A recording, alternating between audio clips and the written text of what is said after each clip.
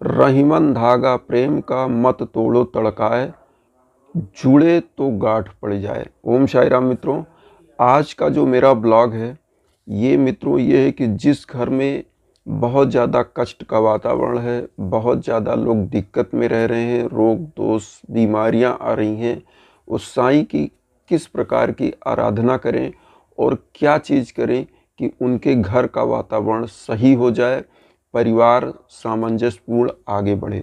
तो बहुत ही सरल उपाय और आप लोग इस वीडियो को देखिएगा। अच्छा लगे तो अपना प्यार लाइक शेयर सब्सक्राइब ज़रूर करें। तो आगे मैं कि देखिए, जब भी आप साईं बाबा की पूजा करते हैं डेली का, तो अगर साईं सच्चरित्र आप पढ़ पाते हैं तो ठीक है, पढ़िए। नहीं पढ़ पाते हैं तो कोई बात नहीं। आप डेली की जो रेगुलर पूजा होती है बाबा की, जैसे आपने बाबा को आरती दिखा लिया, अपनी जो भी कामना है वो कर लिया मन में कि बाबा ये चीज़ मेरे घर की शांति करिए, जो भी चीज़ें आपके घर में है उस चीज़ की कामना करिए कि बाबा ये चीज़ सही करिए। उसके बाद आपको करना क्या है कि आरती करिए, और आरती करने के बाद आप जो साईं के 11 वचन है उसको तो ज़रूर से ज़रूर पढ़िए, क्योंकि 11 वचन एक टॉनिक का काम करते हैं। क्योंकि बाबा का जो 11 वचन है वो बहुत ही ज़बरदस्त है, क्योंकि समझ लीजिए कि वो एक तरह से बीज मंत्र जिस तरह से होता है उस तरह का काम करता है। और साईं बाबा का 11 वचन मैं जल्दी से बता भी दे रहा हूँ, यही पढ़ना है।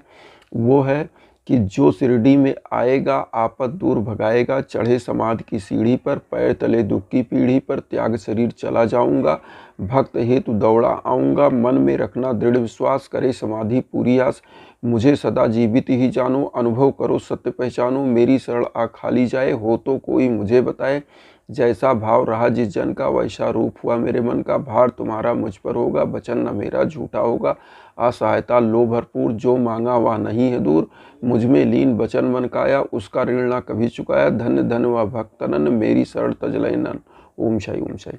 तो मित्रों, ये आपको करना क्या है कि ये 11 वचन जब आप पूजा पूजा आपने सब कुछ कर लिया, धूप अगरबत्ती सब कुछ बाबा को आरती कर लिया, तो 11 वचन आपको पढ़ना है। और 11 वचन जब आप पढ़ रहे हों तो उसके बाद जैसे ही पढ़ चुके तो आप बाबा के श्री चरणों में जो भी पुष्प आदि हैं वो अर्पित आप कर ही चुके होंगे, या बाद में आप करते हो तो बाद में आप करिए। और उसके बाद आप बाबा से जो भी आपके घर में जो भी ये विशद रोग दोख आपसी मतभेद चल रहे हैं उन चीज़ों की कामना करिए कि बाबा ये चीज़ मेरे घर से ख़त्म करके घर का वातावरण शुद्ध स्वच्छ करिए। उसके बाद मित्रों, सबसे इम्पॉर्टेंट चीज़, जब आप पूजा कर लेते हैं तो मैंने कई बार ये चीज़ बताया है कि मिश्री आता है छोटा छोटा, जैसे ये आप चीनी खाते हो, शक्कर होता है, तो ये मिश्री का दाना आता है। आप मिश्री ले लीजिए, किशमिश ले लीजिए और उसका भोग लगा लीजिए, और एक गिलास में पानी रख लीजिए। और ये क्या करिए कि सबको जैसे चरणामृत बांटते हैं उसी तरह से मिश्री किशमिश सबको बांट दीजिए, पूरे परिवार को। और जो जो व्यक्ति ये चीज़ प्रसाद खाते हैं, इसको प्रसाद बोलिए या भोग बोलिए जो भी, तो जो जो ये प्रसाद और भोग खाते हैं जिस परिवार में, उस परिवार में मेरा दावा है कि कभी भी कष्ट आएगा ही नहीं, वैचारिक मतभेद होगा ही नहीं। अगर होगा भी तो बाबा अपने आप उसका सलूशन कर देंगे और वो धीरे धीरे रिड्यूस हो जाएगा।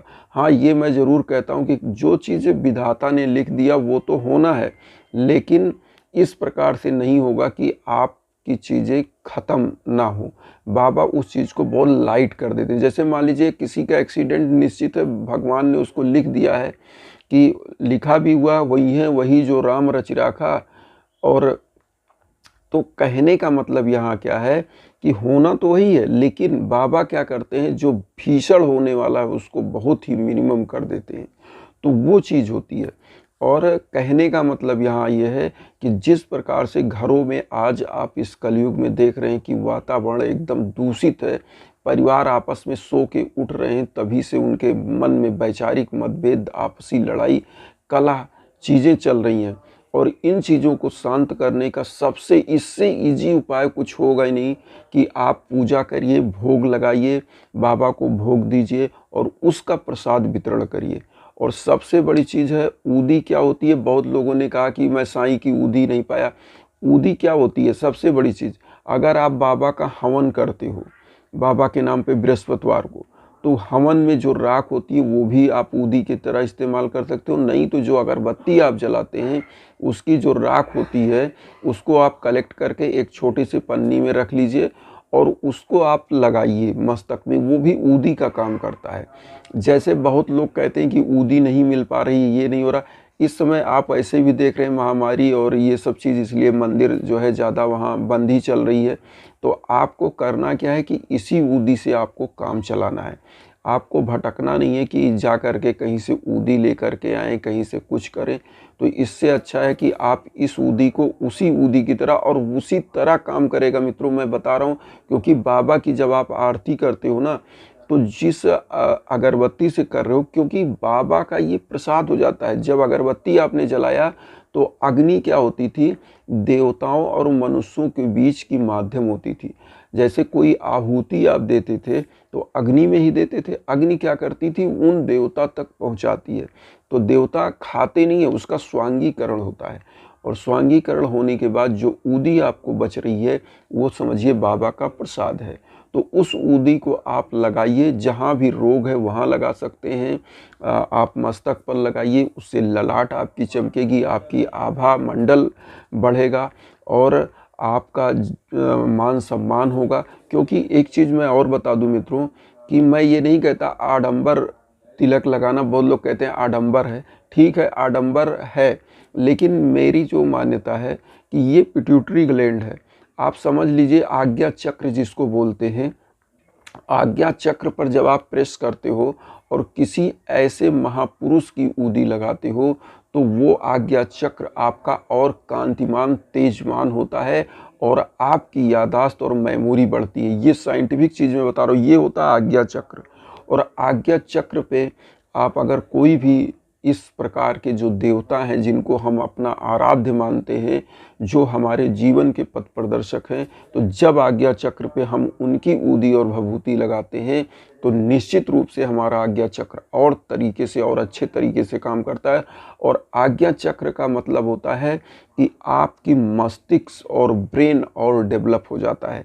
ये ज़्यादातर उनके लिए और अच्छा होता है जो बच्चे तैयारी वाले हैं, जो कोई कंपटीशन की तैयारी कर रहे हैं, जो वकालत कर रहे हैं, पेशे से कोर्ट में जा रहे हैं, उनको हर चीज़ हर स्टेप पढ़ के जाना है जज के सामने।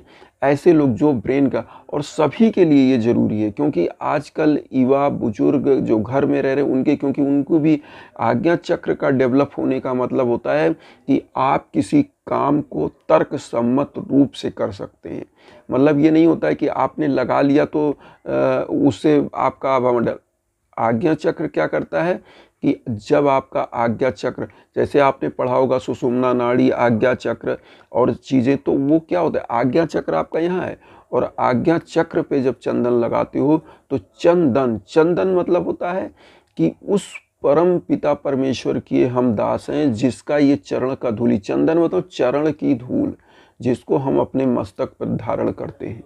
तो जब हम मस्तक पर धारण करते हैं तो मतलब हम किसी उस सत्ता के दास हैं जिनको हम अपना आराध्य मानते हैं।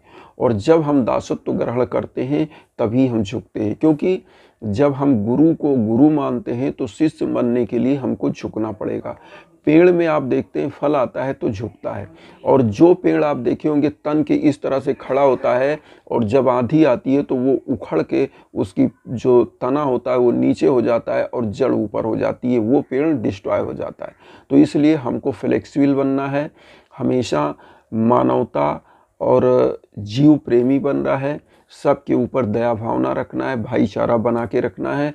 और घर में देखिएगा इस तरह का उपाय करेंगे, कभी भी दरिद्रता, निर्धनता, किसी भी प्रकार का रोग दोष व्याधि आए तो बताएं। क्योंकि बाबा ने खुद कहा है कि जो मेरे जिस भाव से पूजा करेगा उस भाव से मैं उसके पास पहुंच जाऊंगा। तो बाबा का तो आप जानते ही हैं, वो अंतर्यामी है, हर चीज़ सुन रहे हैं। और बस आप आस्था के साथ उनकी पूजा करिए। और मेरा ब्लॉग अच्छा लगे तो मित्रों और साईं भक्तों तक आप शेयर करिए, मेरा चैनल सब्सक्राइब करिए, आप जुड़े रहिए। आपका प्यार मेरे लिए बहुत ज़रूरी है और हम सब साईं भक्त एक हैं, एक रहेंगे। इसी के साथ ओम साई राम।